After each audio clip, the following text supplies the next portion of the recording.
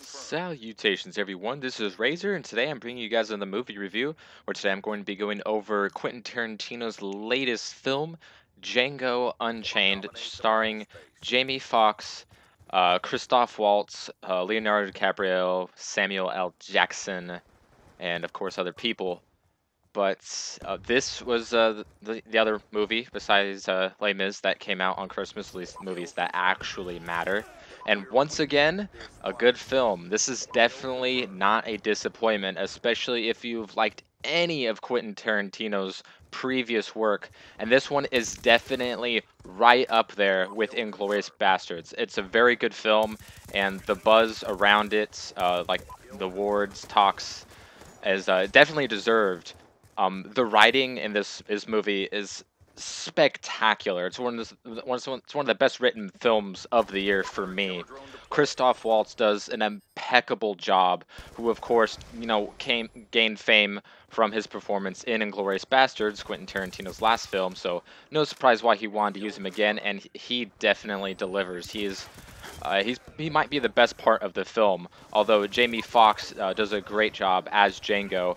The role was they originally wanted to have Will Smith as Django, which I think wouldn't have worked out as well as Jamie Foxx. I think Jamie Foxx is much better suited for the role because he has a much more broad spectrum of people that he can play. Nothing against Will Smith; he's a good actor, and I like a lot of his films, probably even more so than Jamie Foxx's body of work. But Jamie Foxx has a larger spectrum of characters he can play. He's a better character actor than Will Smith, who you know is a good actor in his own right. But I think for this role in particular, for the kind of person that they needed, I thought that they were better off with Jamie Foxx as the lead role. And uh, Leonardo DiCaprio is also been getting a lot of credit for playing such a good villain in this film and failing the three-piece there. But the direction, of course, is top notch, and the writing and the directing are the two things that really stand out in this film. It's not like your most typical traditional style movies, and that's a good thing. I really like the style, and unfortunately, when you see Django on like trending on like search engines and stuff, it's not really about how great the film is, although that's what it should be. For some reason, we got a little crybaby alert. We got someone who is unsatisfied with this film for, of course, nonsensical reasons. Another director named Spike Lee, who only creates black films. Not that there's anything wrong with it. It's just a fact that is worth mentioning. All he does is make black films. He made like Malcolm X.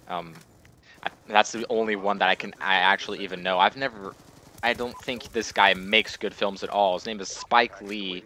He is an absolutely terrible director, of course, so he's whining and moaning that there's this movie that has slavery in it and the N-word and all this nonsense. It's like this dude is just crying a river for no reason. It's an insult to the movie industry with what this guy is saying about this film, how he's going to boycott it, and how slavery was terrible and this movie shouldn't have slaves in it or the N-word, and it's just ridiculous. I mean, this is just it's a disgrace to the film industry that this guy is a part of and is a celebrated director for who knows what reason. He's never actually made a good film in his life. But of course, that just gives more credence to his crybaby attitude. And even though it has the N-word in it, I mean, it takes place during slavery. Okay, it's 2 years before the Civil War. Yeah, the N-word's gonna be in it. Dear God, just get over yourself. If the N-word offends you, you can go F-word yourself, because it's a word that people used at the time quite frequently, and if that offends you, then just go die in a river, because there's no place in this world for you, and any of your complaints should not be taken seriously, because you're just a baby crying and spewing hot air that has no substance to it whatsoever. So sorry to go off on that tangent, but that's just something that I needed to say, because the Spike Lee character is a joke. And if this film was at all disrespectful in any capacity, you wouldn't have such great people attached to it, like Samuel L. Jackson, the most successful African American in film history. And, oh, actually, he's the most successful person in film history, I should say, because of how well his films have done.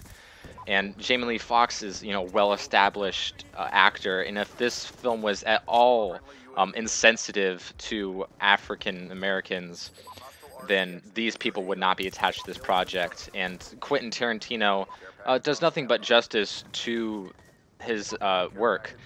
And I think he does a fantastic job in this film. It is very much akin to Inglorious Bastards. It is on that level of awesomeness, which is why there's so much Oscar buzz about Django. Granted, it's not a great movie. It's not the best movie of the year. It's a very good film.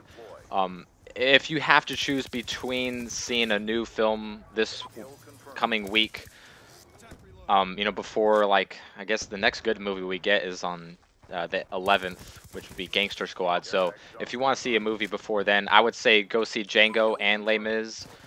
But Les Miserables is actually a better film. I understand that, especially with the audience that I'm talking to right now, Django is more suited for their um, movie going needs, but for those movie fans who just like all types of movies, no matter what they are, Les Miserables is a better film.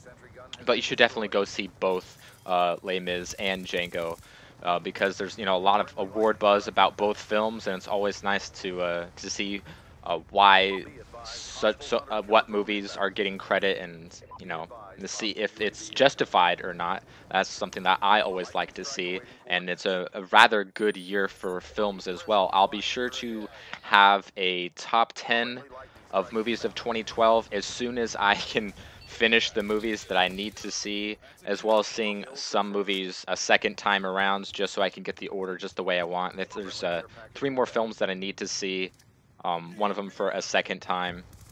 But I can't wait to make that vid. Always like doing top 10s and stuff like that. People always like that kind of thing. And my list is going to be completely different from most people, considering the kind of movies that I find enjoyable.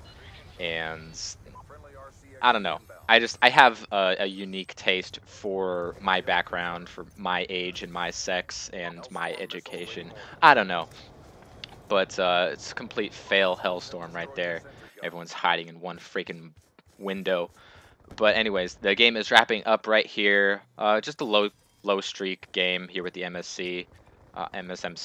Nothing too spectacular, but just something for you guys to watch. So I hope you enjoyed the video. Go see Django and Les Miserables, and unless you've seen one of them, go see the other one. Because we don't have much coming up until about mid-January time. So I'll be sure to keep you guys posted on the movies that I see, and I will catch you guys next time.